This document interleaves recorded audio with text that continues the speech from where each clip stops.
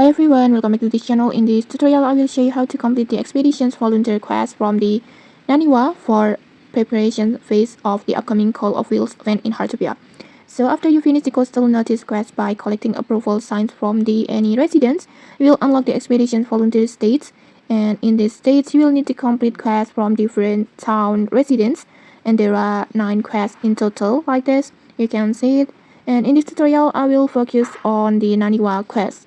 First, just talk to the Naniwa, and then just accept the quest like this. Just tap and leave it to me. And then in here, you need to submit one insect, any insect. So make sure you already have at least one insect at your backpack. And then after that, just submit the insect that you have, any insect on here. And then after that, just like that, you will successfully get the approval from the Naniwa, like this. And okay, that's it. If you found this helpful, don't forget to like, comment, and subscribe for more tutorials. Thanks for watching.